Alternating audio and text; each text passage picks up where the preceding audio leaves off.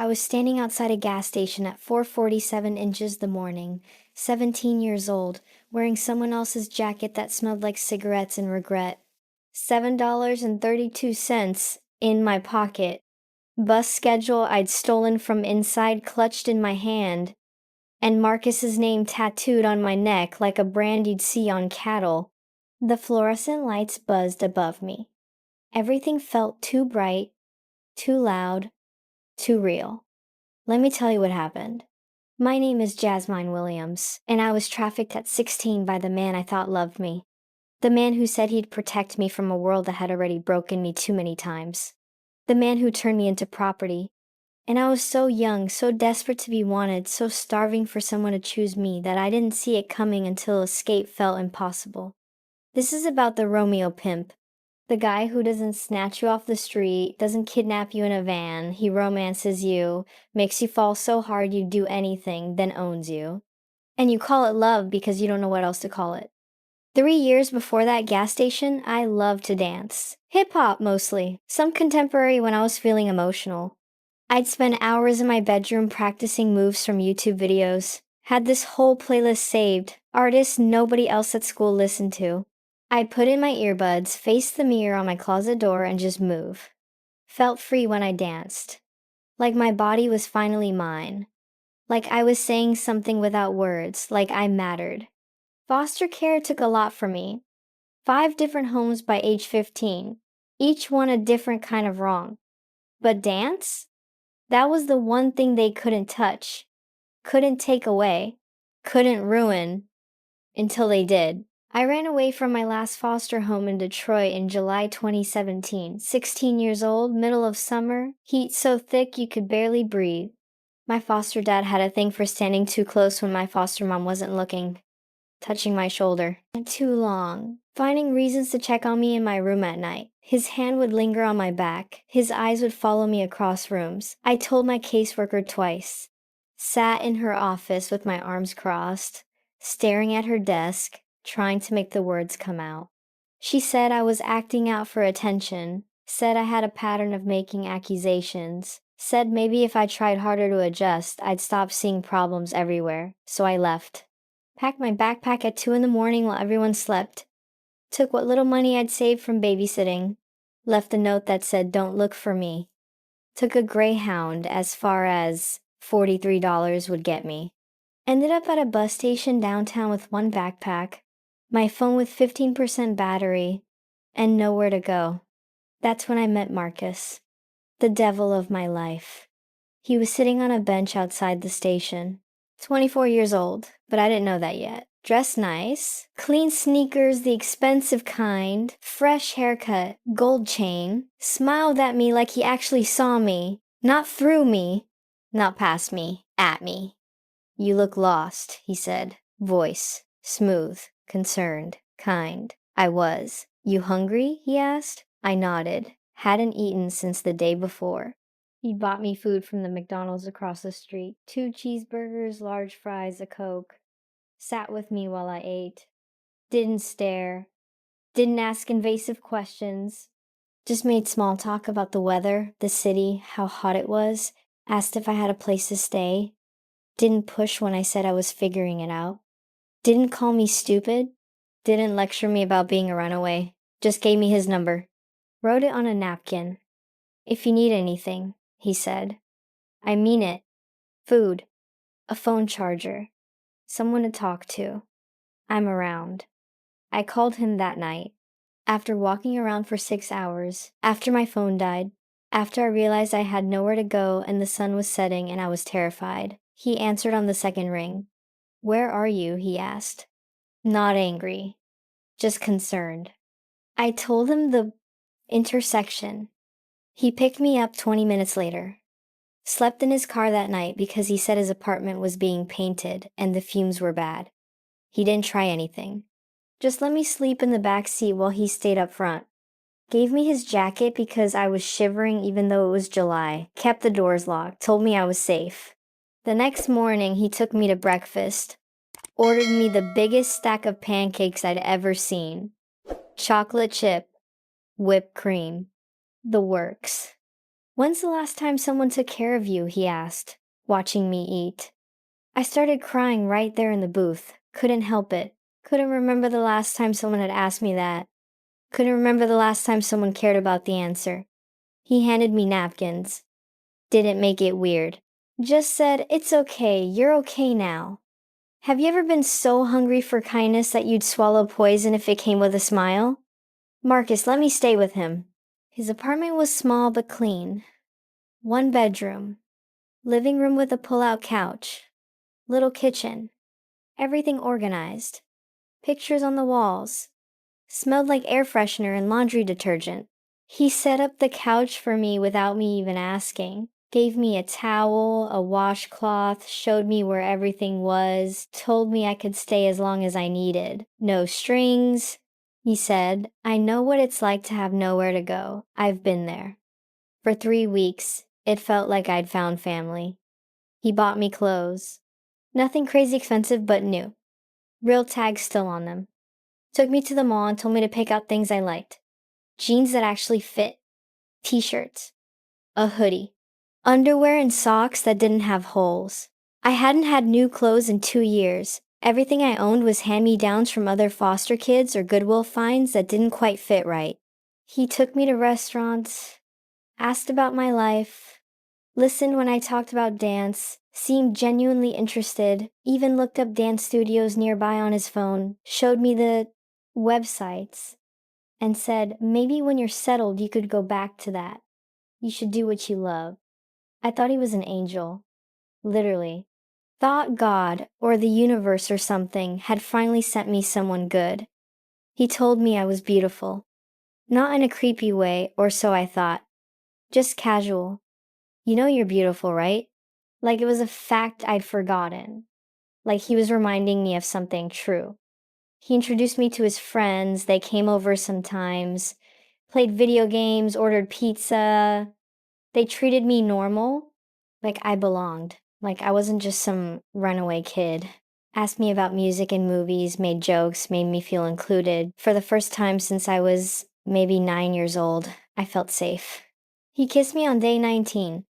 Asked first, gentle. We were watching a movie on the couch. He turned to me during a boring part and said, "Can I kiss you?" I said yes, it was soft. Sweet, made my stomach flip. After, he pulled back and looked at me. Really looked at me. "I'm falling for you," he said. "I know it's fast. I know you probably think I'm crazy, but I can't help it." I said it back. Meant it. Do you remember the first time you felt chosen? Not needed, not tolerated, but chosen? Like someone looked at all the options in the world and picked you? Day 22, things shifted. Subtle at first, then all at once. We were in his apartment. I was wearing the pajamas he'd bought me, soft ones with little stars on them. Most comfortable thing I'd ever owned. He sat me down on the couch and got serious. "I need to talk to you about something," he said. Turned off the TV. Faced me. My stomach dropped. Thought he was gonna tell me I had to leave. He told me his hours got cut at work. Rent was due in a week. He didn't want to stress me out, but things were tight. Really tight.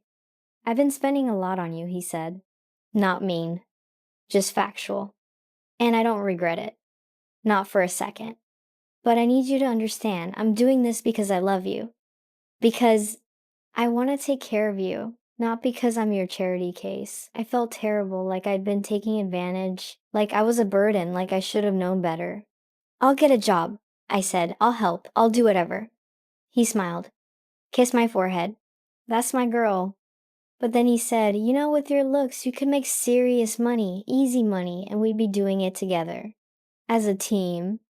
I didn't understand at first. He pulled out his phone, showed me websites, Craigslist, girls advertising dates and companionship, photos of girls who looked like me, descriptions that made my skin crawl. "It's just meeting guys," he said casually, scrolling through listings like he was showing me a restaurant menu. "They're lonely. You hang out, go to dinner maybe. That's it. Some of them just want to talk, just want company." I felt my stomach drop, felt cold, felt wrong. "I can't do that," I said. voice shaking. His face changed, not angry, disappointed, hurt. "I thought you loved me," he said quietly, looked away. "I've given you everything, a place to stay, food, clothes, safety, and you can't help me when I'm struggling? When I'm about to lose everything?" He stood up, walked to the window, wouldn't look at me, his shoulders slumped. "Maybe I was wrong about you," he said. Voice flat, cold.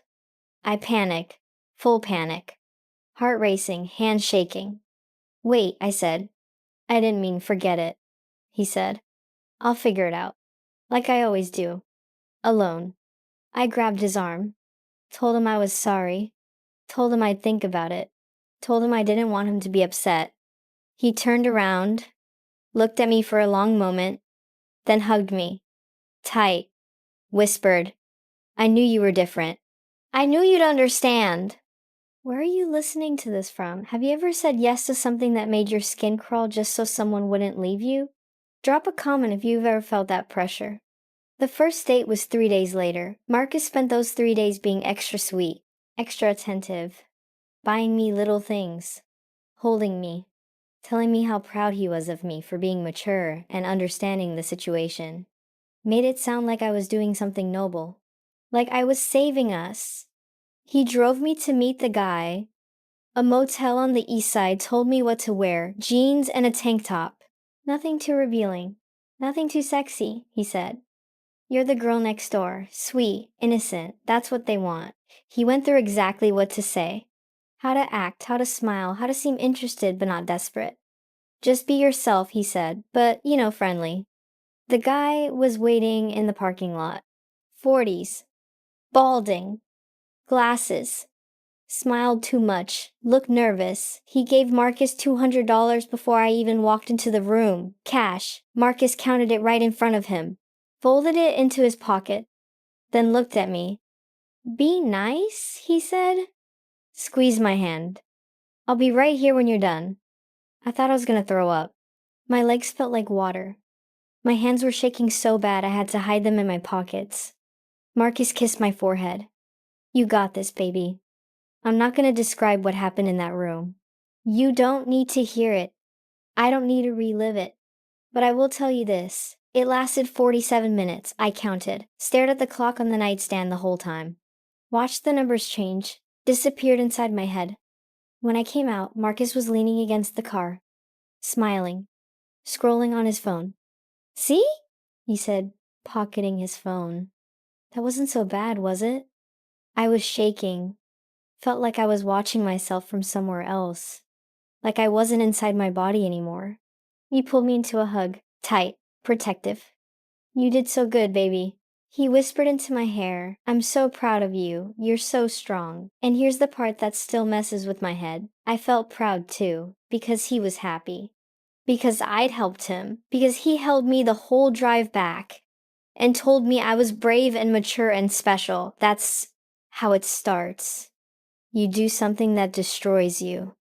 And the person who made you do it holds you while you cry. Tells you you're strong for surviving what they forced you into. And you think that's love. 'Cause what else could it be? It happened again 2 days later. Different motel, different man, same script. Then 3 days after that. Then twice in 1 week. Then Marcus started scheduling me every other day. He always drove me. Always collected the money up front. Always told me I was doing great. Always hugged me after. Always said he loved me. "This is temporary," he said. "Just until I get back on my feet. Just until things stabilize. Then you won't have to do this anymore, I promise." But his hours at work never came back. 'Cause there was no job. There never had been. This was his job. I was his job. By week 6, I wasn't living with Marcus anymore. I was working for him. He didn't call it that. He called it us taking care of each other. Called it our hustle. Called it what couples do when they love each other. But when I asked to keep some of the money, just $20 to buy tampons and shampoo, he lost it. Grabbed me by the throat. Slammed me against the wall so hard I saw stars. "Everything I do is for you," he hissed. "Face inches from mine. Spit flying. I put a roof over your head. Food in your mouth. Clothes on your back. And you want to steal from me? I couldn't breathe. Clawed at his hand. Vision going spotty. He let go.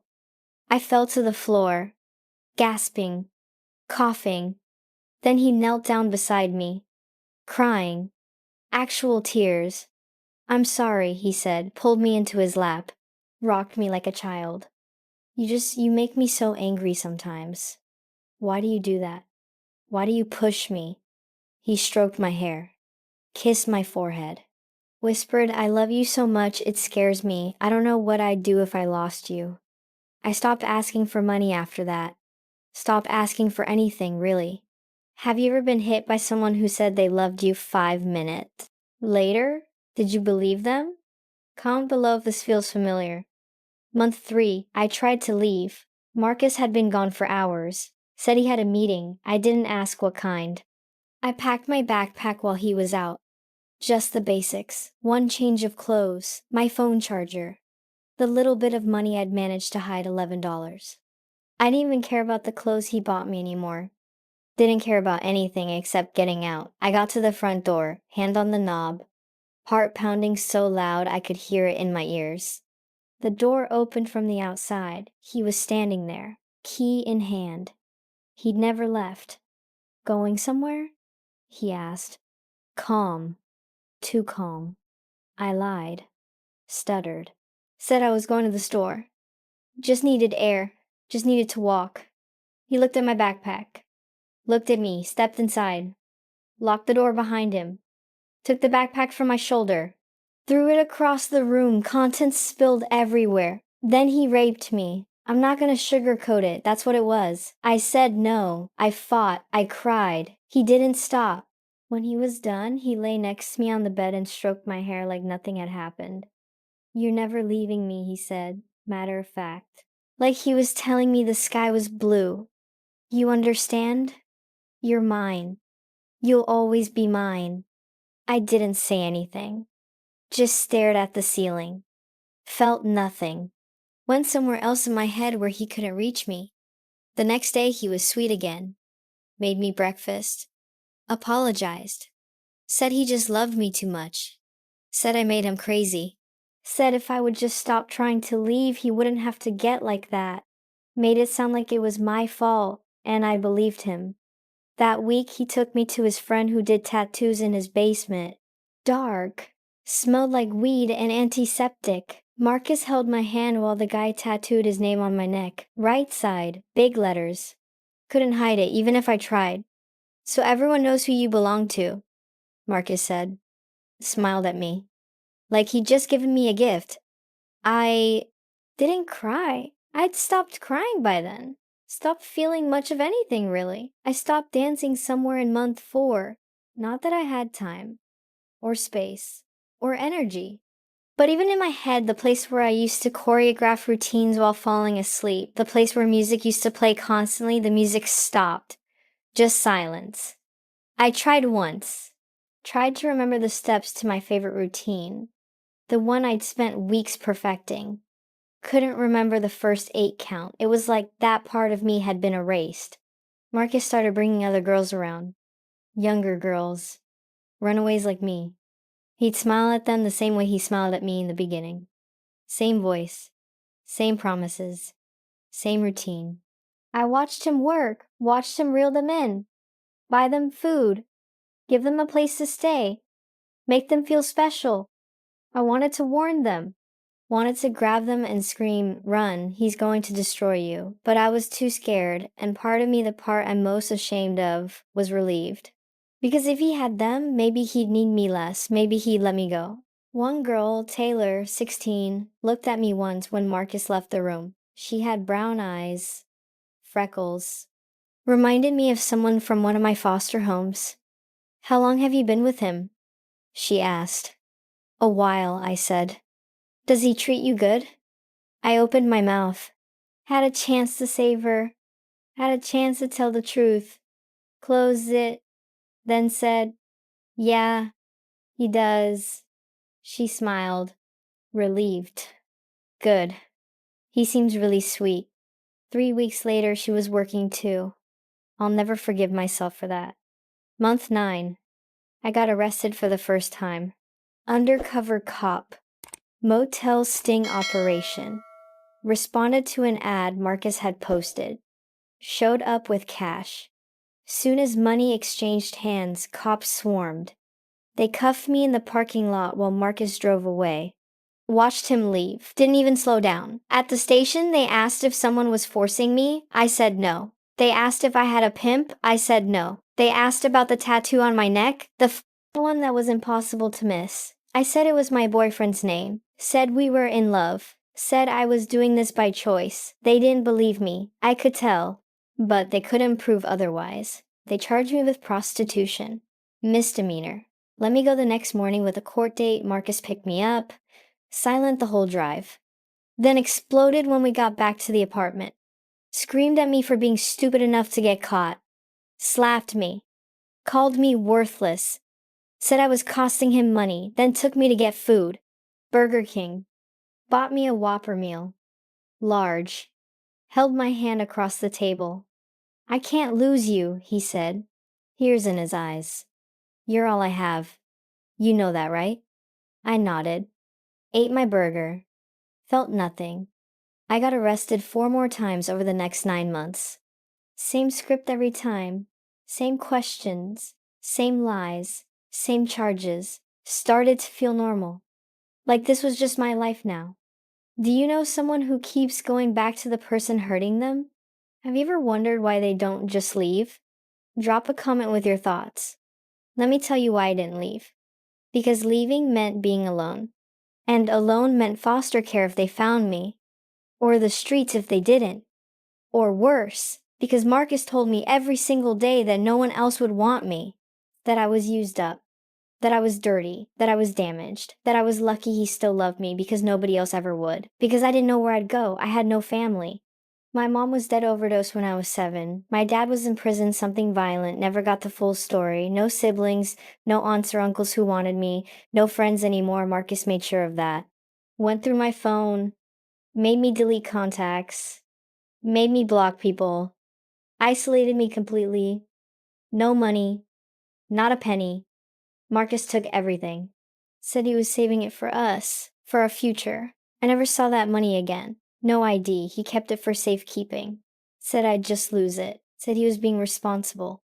No plan, no skills, no high school diploma. 16 years old, with a criminal record, and a pimp's name tattooed on my neck. Who was gonna hire me? Who was gonna help me? Because he cried sometimes. Real tears. Told me about his mom who died when he was 12. His dad who beat him. His childhood that was even worse than mine. Said I was the only good thing in his life. The only person who understood him. Because some days he was the Marcus from the bus station. Sweet.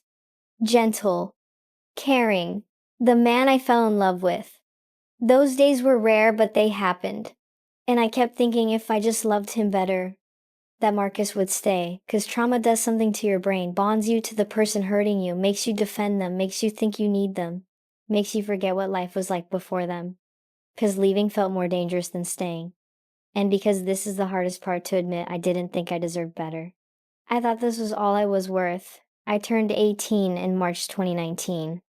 Marcus threw me a party. Just us and 2 other girls he was managing. Bought a cake from Walmart. Chocolate with vanilla frosting. My favorite. Somehow he remembered.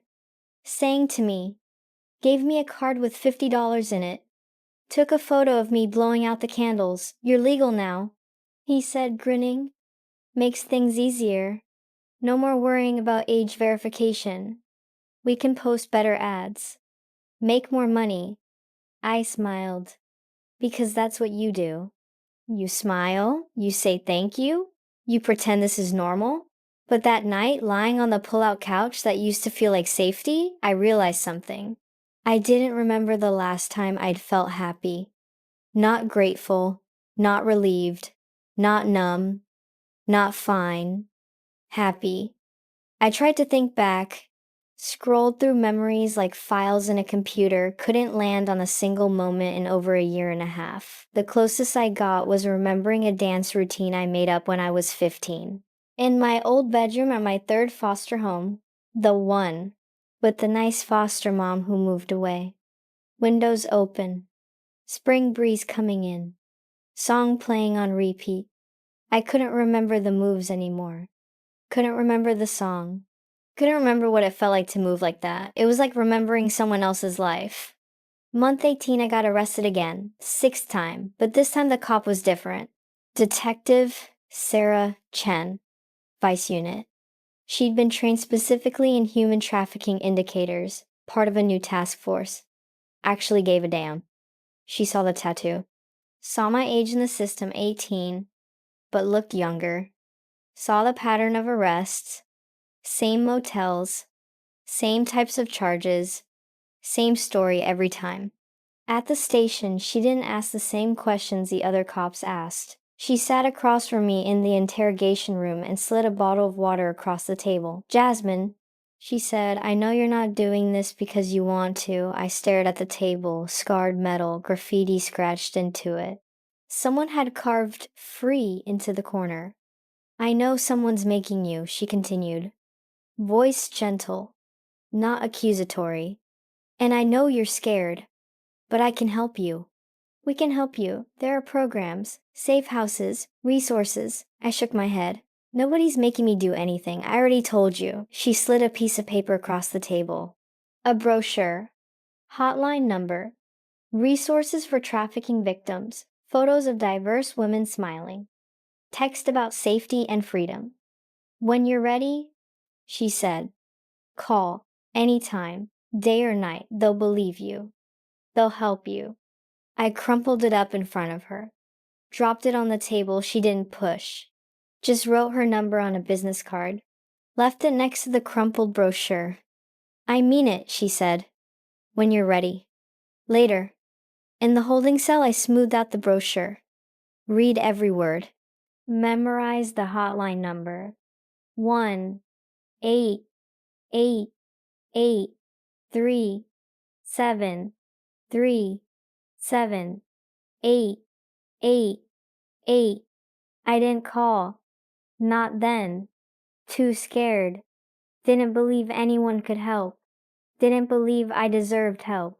But I kept the number in my head, just in case. Have you ever had someone offer you help and you couldn't take it because accepting it meant admitting how bad things really were? Comment if you've been there. 2 weeks later, Marcus beat me worse than he ever had. I don't even remember what I did to make him mad. Maybe nothing. Maybe everything. Maybe I looked at him wrong. Maybe I didn't smile fast enough. Maybe he just felt like it. He used his fists, his feet, threw me against furniture. My lips split. Eyes swelled shut. Ribs screamed every time I breathed. He left me on the bathroom floor. Said he needed to cool off before he did something he'd regret. I lay there for 3 hours, staring at the ceiling, watching the light change as the sun set, tasting blood. And I thought, this is how I die, not today, but soon, in some motel room with some stranger, or in this apartment during one of his rages. Or in a car accident because I was too exhausted to see straight. Or from an overdose he'd force into me to keep me compliant. And no one would care because I was just another dead prostitute. Just another statistic. Just another girl who made bad choices. That thought didn't scare me. What scared me was that I felt relieved, like dying would be easier than this. I pulled myself up. Every movement agony. Looked in the mirror. Didn't recognize the girl staring back, hollow eyes. Bruised face. Marcus's name on her neck. Dead expression. Who was she? I found my phone, hidden in Marcus's jacket pocket where he thought I wouldn't look. I locked myself in the bathroom, hands shaking so bad I could barely dial.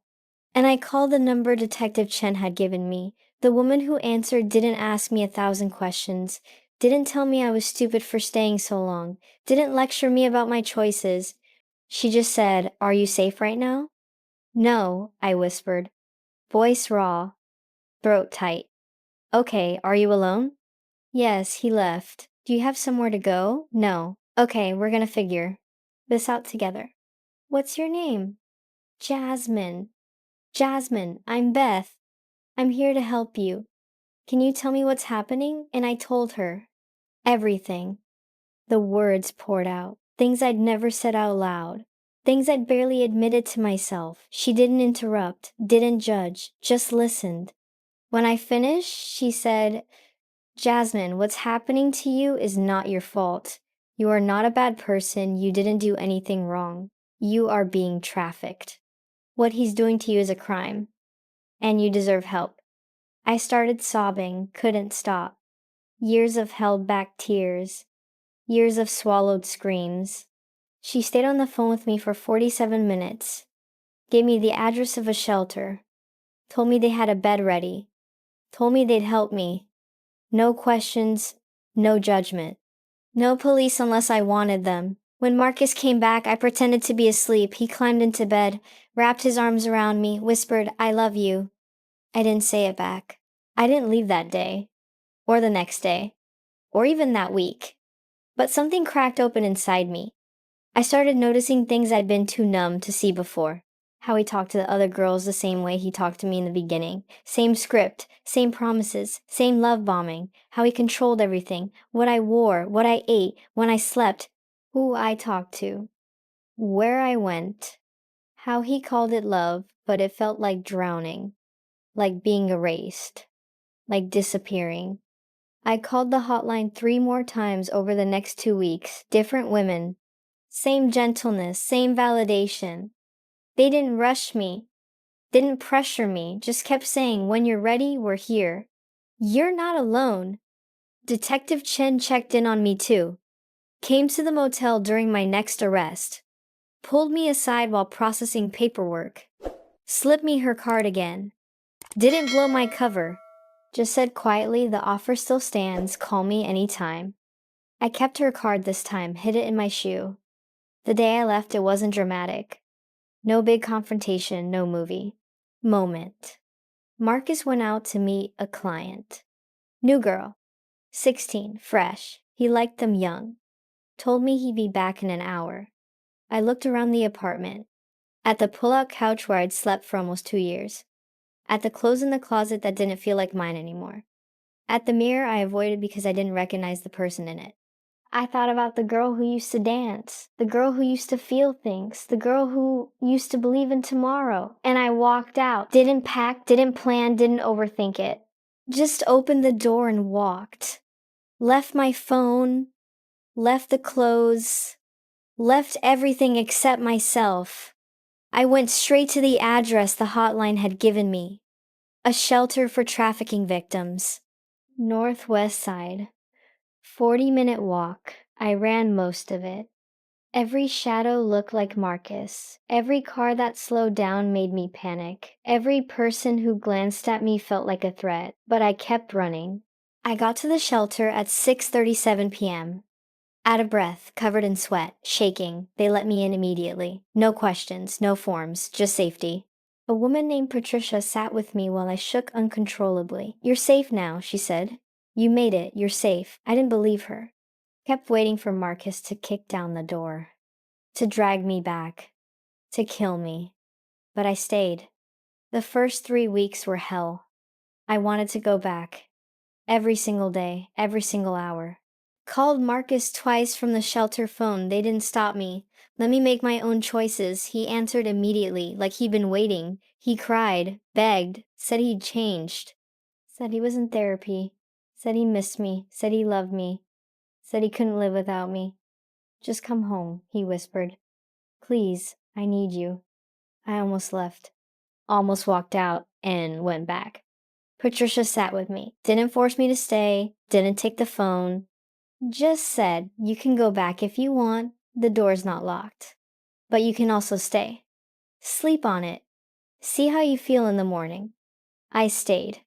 The shelter staff. They didn't judge me for calling him. Didn't take my phone. Didn't force me to do anything.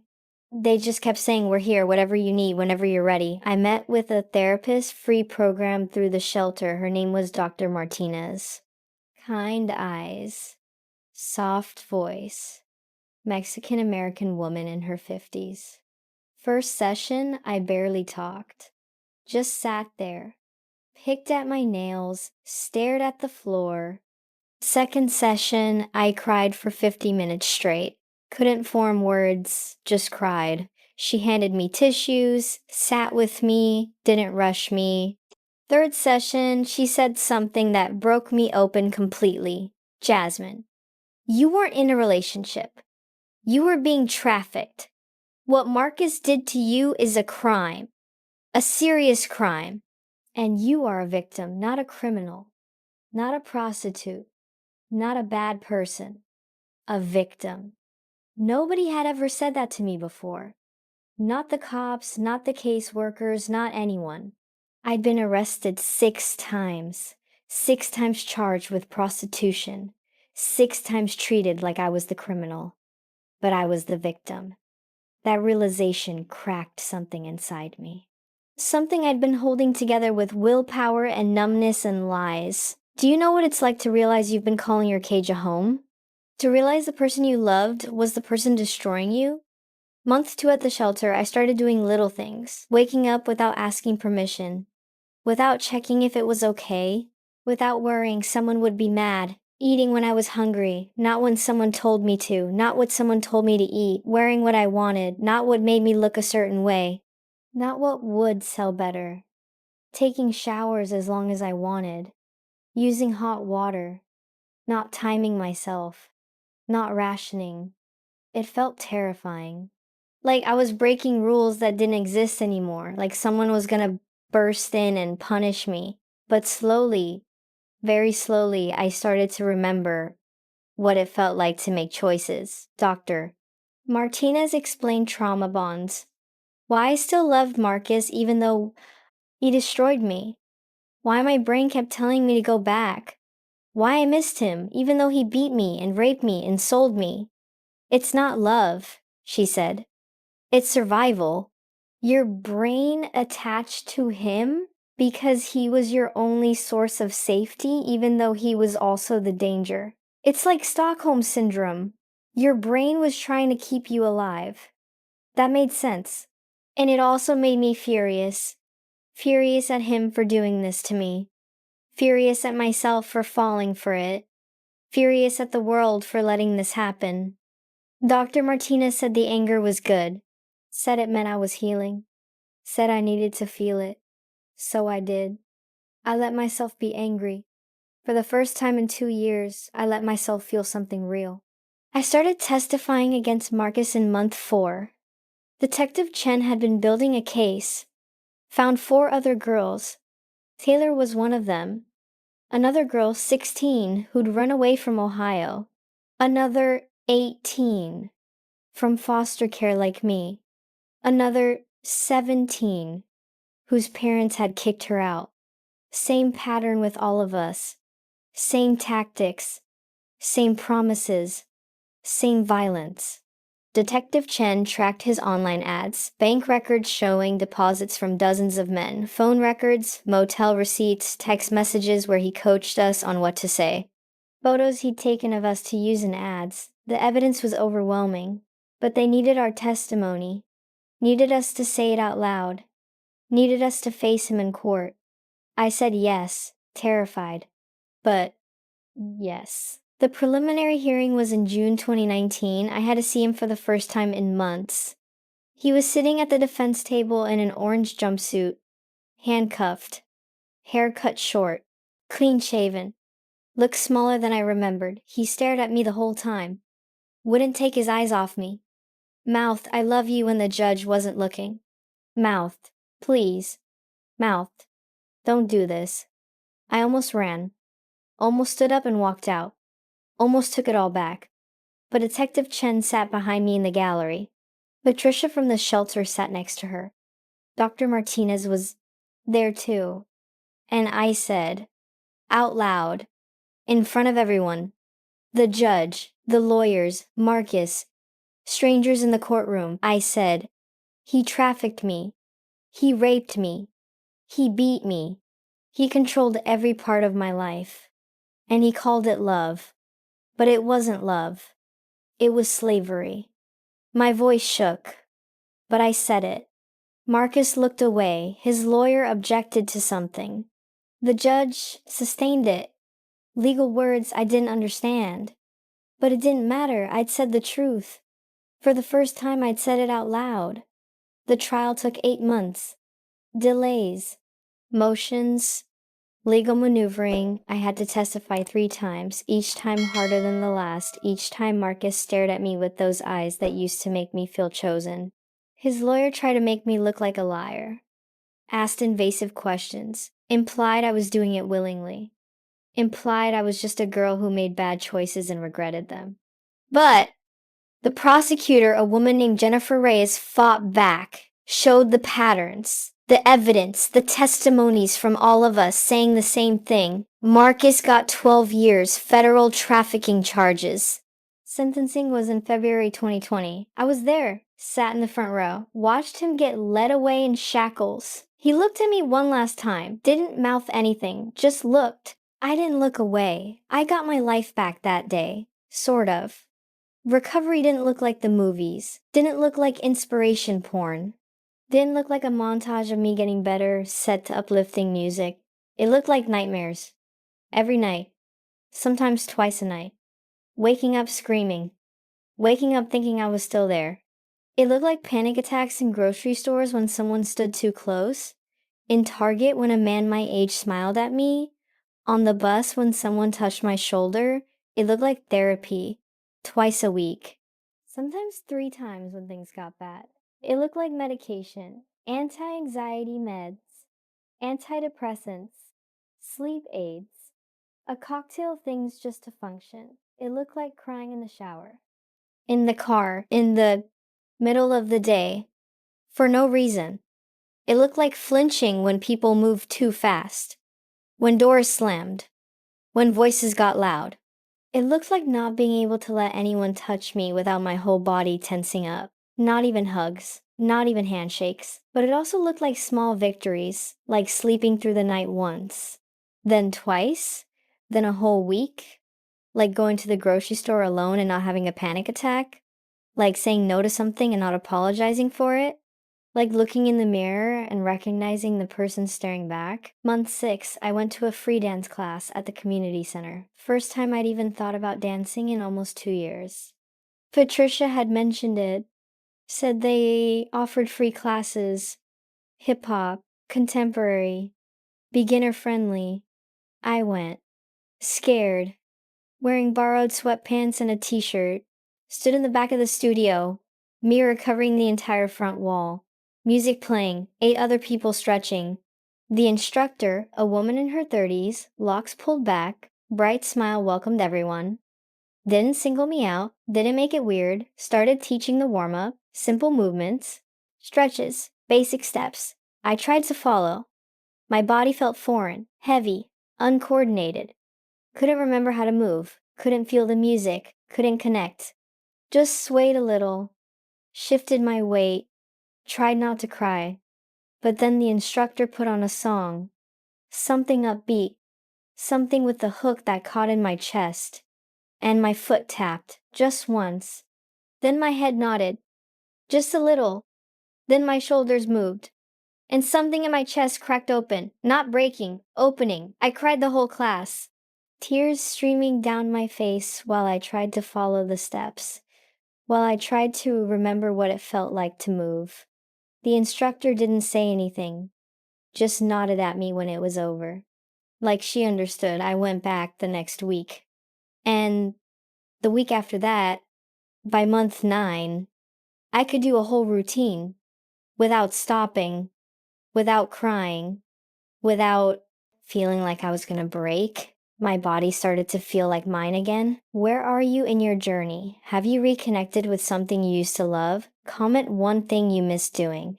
I moved into a transitional housing program in month 8. My own room. Shared kitchen and bathroom. But my own space. First time I'd had my own room since foster care. First time I could lock a door and know I was safe behind it. I decorated it. Slowly. Carefully. A poster from the dollar store. String lights Patricia helped me hang. A plant I bought at Home Depot, a succulent, because I didn't trust myself with anything that needed more care. It was small, the room was maybe 10 by 10, but it was mine.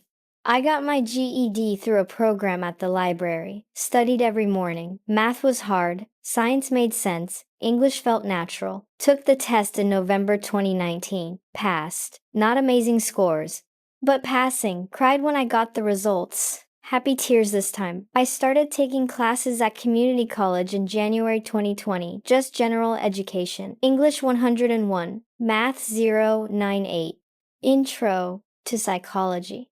Nothing fancy, nothing impressive, but I was learning, building something. I got a job at a coffee shop, small place, local. Owner was understanding when I told her vaguely that I was rebuilding my life. She gave me morning shifts, minimum wage plus tips, trained me on the espresso machine. Let me mess up without getting angry. First paycheck, I cried. $273 after taxes. Money I earned, money I kept, money that was mine. I bought a notebook and a pack of pens with my first paycheck, started journaling. Dr. Martinez's idea. I wrote letters to Marcus I never sent. Letters full of rage and grief and questions I'd never get answers to. I wrote letters to the girls I couldn't warn. To Taylor, to the others, apologizing for not being stronger. I wrote letters to 15-year-old me, to the girl who used to dance in her bedroom, to the girl who just wanted to be loved. Told her I was sorry, told her it wasn't her fault, told her she'd survive. Some days I wanted to give up, go back to numbing out, go back to disappearing inside my head, go back to not feeling anything 'cause feeling was too hard. But Patricia would text, "Proud of you, keep going." Or Detective Chen would email, "You're stronger than you know, you're making a difference." Or Dr. Martinez would remind me, "Healing isn't linear, some days will be hard. That doesn't mean you're failing." Or I'd see a girl at the shelter new, scared, bruised, looking like I used to look, and I'd sit with her, not saying much, not giving advice, just being there, the way people were there for me. One girl, maybe 17, asked me, "Does it get better?" I didn't lie to her, didn't give her false hope.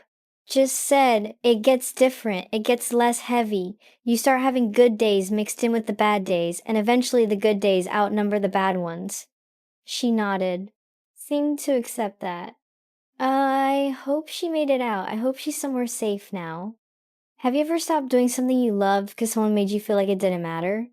When was the last time you did it again? Comment below. Year 2, I started volunteering at the shelter, just small stuff. Helping with intake, answering phones, sitting with girls during their first nights when everything felt impossible. Telling them what I wish someone had told me.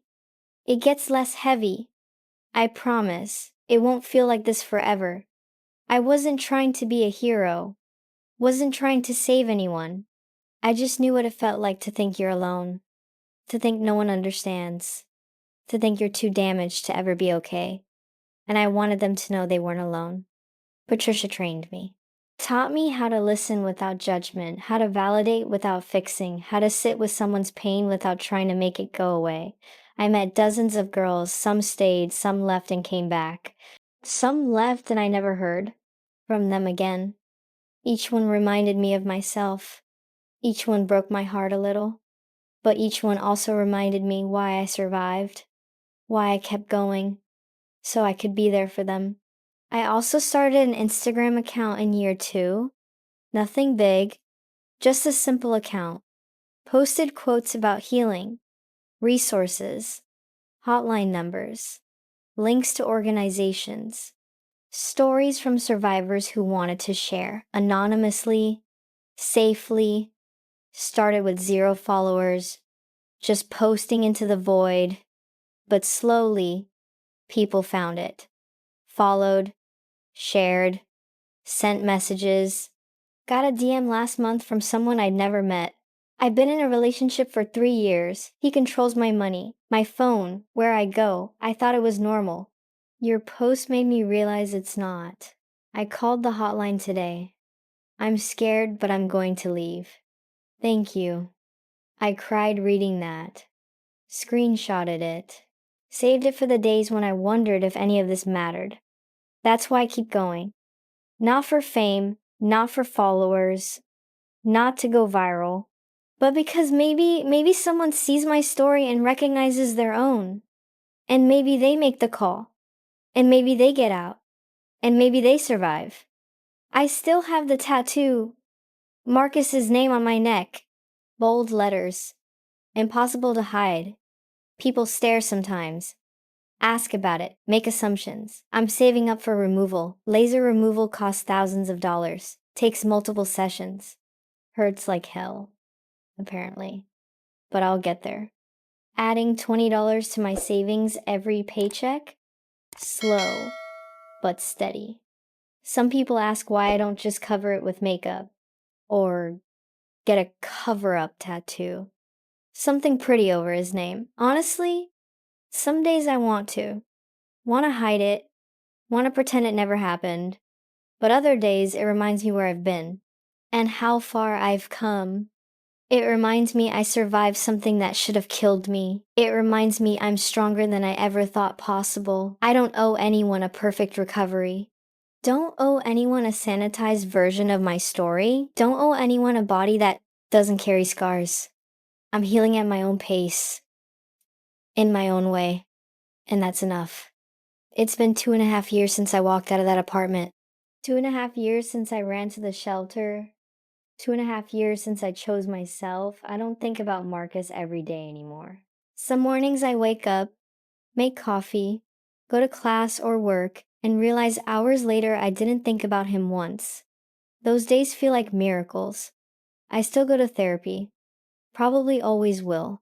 Some wounds don't close. They just get easier to carry. Get less raw. Get more manageable. I still have bad days. Days where I don't want to get out of bed.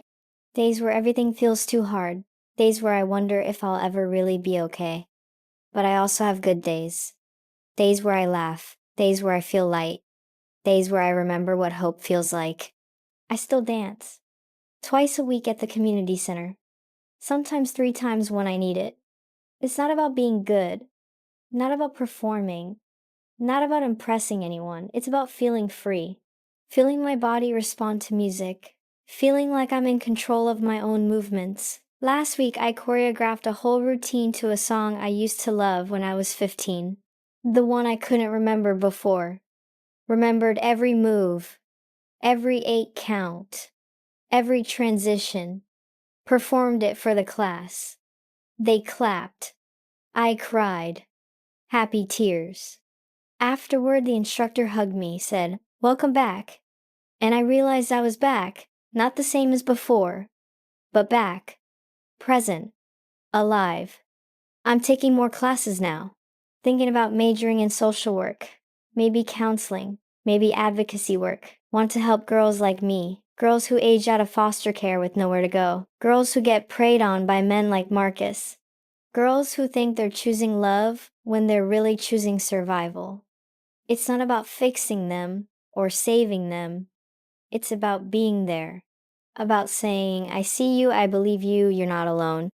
I'm also working more hours at the coffee shop, saving money, building credit, learning how to be an adult, how to budget, how to plan for a future. Simple things most people take for granted. But for me, they're revolutionary. Paying rent on time, buying groceries, making decisions about my own life. These are freedoms I fought for, and I don't take them lightly. I reconnected with one of my old foster siblings last year. Found her on Facebook. Jennifer. We were in the same home when we were 13. We met for coffee, talked for 3 hours, caught up on everything. She's doing okay, married, 2 kids. Works at a hospital, struggled with a lot of the same things I did. Therapy helped her too. We stay in touch now, text every few weeks. It's nice, having someone who understands where I came from. She told me she was proud of me. For surviving, for testifying, for rebuilding. I told her the same. We're both still here, still fighting, still healing. That counts for something. If any part of this story sounds like your life, please listen to me. Really listen. What's happening to you is not love. It's not normal. It's not your fault. And you are not alone. I know you're scared. I know leaving feels impossible. I know he says he'll change, that he loves you, that you're nothing without him, that no one else will ever want you. He's lying. All of it is lies designed to keep you trapped. You are not his. You never were. You are not property. You are not damaged. You are not worthless. You are a whole person. A valuable person. A person who deserves safety. Not someday. Not when things get better. Today. You deserve to sleep without fear, to eat without asking permission, to make your own choices, to keep your own money, to have your own friends, to pursue your own dreams. You deserve a life where love doesn't hurt. Call for help. You don't need proof. You don't need bruises. You don't need a perfect story. If it feels wrong, trust yourself. Your instincts are trying to protect you. I'm not going to tell you it's easy. It's not. Leaving is terrifying. Rebuilding is hard. Healing takes time, sometimes years. But I will tell you this. Your life can be yours again. You can wake up without checking if someone's mad at you. You can spend $1 without explaining where it went. You can say no without consequences. You can dance, or paint, or sing, or read, or do nothing at all because you want to. You can laugh without waiting for the other shoe to drop. You can cry without someone using it against you. You can dream about tomorrow without fear. You can be free. I'm not special. I'm not exceptionally strong. I'm not a superhero. I'm just a girl who got tired of being afraid, who got tired of disappearing, who got tired of calling a cage home. And if I can do it, if I can walk out with $7 and a backpack and rebuild from nothing, so can you. Call someone. Today. Right now, if you can. Text a friend. Call a hotline. Tell a teacher. Tell a coworker. Tell someone at a hospital. Tell anyone who will listen. You deserve a life where love doesn't leave bruises, where affection doesn't come with conditions, where safety is real. You deserve to come home to yourself. And your future, your real future, the one you choose, is waiting for you. It's waiting for you to be brave enough to reach for it. Where are you in your healing? If you're listening, and any of this felt familiar, comment one word. Trying, tired, leaving, free, scared, hoping. Let me know you're here. Let me see you. You're not invisible. You matter. And if you're somewhere safe, if you've already left, if you're already healing, comment and let others know. Let them see that survival is possible, that freedom is real. You're not alone in this. I'm not alone anymore either. We're here, we're surviving, we're healing, and we're proof that the story doesn't have to end in the darkness. It can end with you walking toward the light, slowly, scared, but walking, one step at a time. You can do this. I believe in you, 'cause someone believed in me, and that made all the difference.